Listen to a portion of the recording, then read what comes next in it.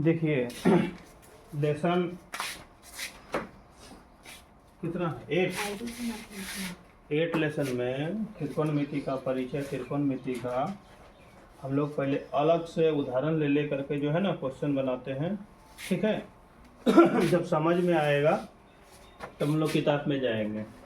हाँ, तो इसमें क्या क्या है, कहता है कि अगर साइन a बराबर 4/5 है, ध्यान दीजिएगा सब कोई, अगर साइन a बराबर 4/5 है तो cos b tan a तथा cosec b का मान ज्ञात करें, ठीक है।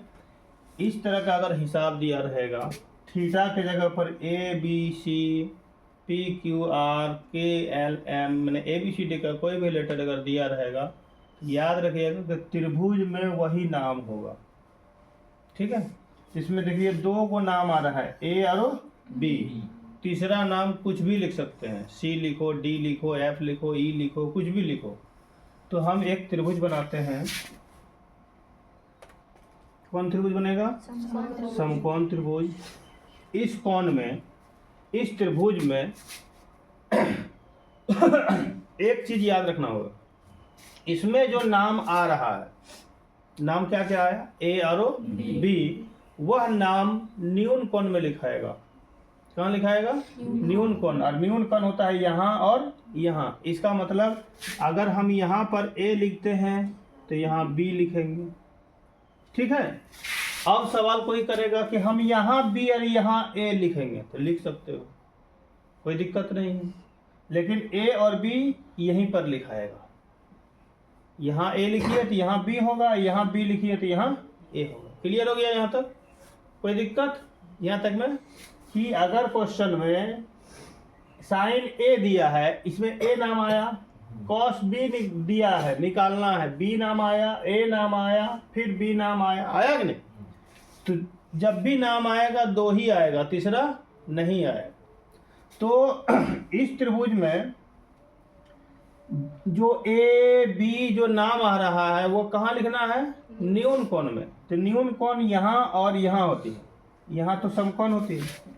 तो समकोण में आपको कुछ नहीं लिखना है अभी। ए और बी को पहले स्थान ग्रहण करवाइए। यहाँ ए लिखते हैं तो यहाँ बी होगा, यहाँ बी लिखते हैं तो यहाँ ए होगा। यहाँ पर ए बी सी डी का कुछ भी लेटर लिख सकते हो, 26 लेटर में 2 लेटर ए और बी को छोड़कर, तो यहाँ सी दे देते हैं, कोई दिक्कत नहीं। हम लिखेंगे दिया गया है, क्या दिया गया है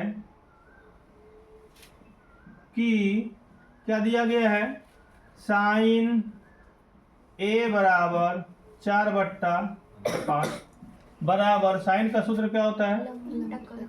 लंब बट्टे कर्ण। अर्थात ये लंब हुआ और ये कर्ण हुआ। दूसरी बात, यहाँ पर साइन ए है, इसका मतलब है कि थीटा ए में है, ठीक है। साइन ए है, इसका मतलब थीटा ए में है। तो जब थीटा यहाँ पर है, ध्यान दीजिएगा, लिखना नहीं है, थीटा लिखना नहीं है इस तरह का हिसाब में। अगर ए है, साइन ए है, तो थीटा ए में है, तो ए का सीधा सीधी क्या होगा?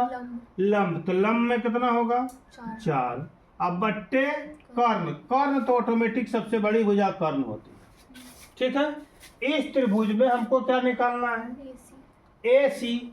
अब देखिए वहां अगर नाम चेंज कर देते थे तो ए सी को भी कर्ण मान लेते थे, तो ए सी कर्ण का सूत्र लगाते थे। यहाँ ए सी और ए बी और सी बी से कोई मतलब नहीं है। मतलब है दिमाग में लोड रखना है कि हमको निकालना है क्या, या तो लंब इसको बोलेंगे या तो आधार इसको बोलेंगे। अगर ये सीधा सीधी ये लंब हुआ, ये कर्ण हुआ, तो ये आधार हुआ। तो यहाँ पर लिखना है, कौन सी लिखना है? नहीं, पाइथागोरस प्रमेय से ए सी बराबर, ए सी यहाँ लंब मानिए चाहे आधार मानिए, क्या होगा? कर्ण का स्क्वायर, अर्थात ए बी का स्क्वायर, कर्ण में ए बी है ना, ए बी का स्क्वायर घटेगा बी सी का स्क्वायर अंडर रूट। कोई दिक्कत? इसमें देखना है कि बड़ी भुजा अगर निकालना है तो इसका मतलब कर्ण निकालना है, कर्ण का सूत्र लगाएंगे, लेकिन नाम ए बी बी सी यही सब डालना है। ठीक, अब देखिए ए बी में कितना है 5 का स्क्वायर घटा 4 का स्क्वायर, तो 5 पचे 4 चौक घटेगा कितना बचा 9, 9 का वर्गमूल कितना होगा 3, ये आपका निकल गया 3। ठीक है, अब तीनों जब निकल गया तो मांगिए ना कौन चीज मांग रहा है, क्या मांग रहा है साइन कॉस बी मांग रहा है, और क्या मांग रहा है टेन ए, और क्या मांग रहा है कोसेक बी, ये मांग रहा है ना।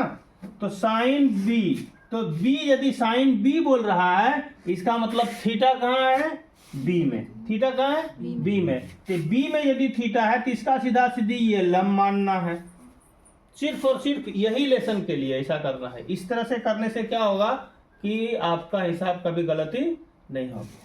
तो बी है, थीटा यहाँ है, तो लंब ये हुआ, तो कॉस का सूत्र होता है आधार बट्टे कर्ण। आधार में क्या नाम है, आधार ये हो जाएगा सी बी या बी सी बट्टे कर्ण क्या हो गया ए बी, तो कितना हो गया 4/5।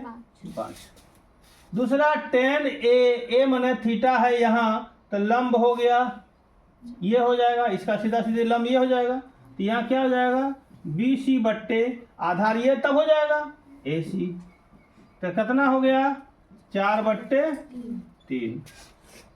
कोसेक बी में थीटा है, तो कोसेक का सूत्र क्या होता है कर्ण बट्टे लंब, तो ये सीधा सीधी इसका लंब हो गया ये, तो कर्ण क्या होगा ए बी बट्टा लंब क्या होगा ए सी, इसका मतलब 5/3, यही आपका आंसर हो गया। बताइए कहीं समझ में नहीं आ रहा है, कुछ बातें समझ में नहीं आ रही है तो फिर से बोल सकते हो, बता सकते हो, समझ गए ना। चलिए बनाइए तो।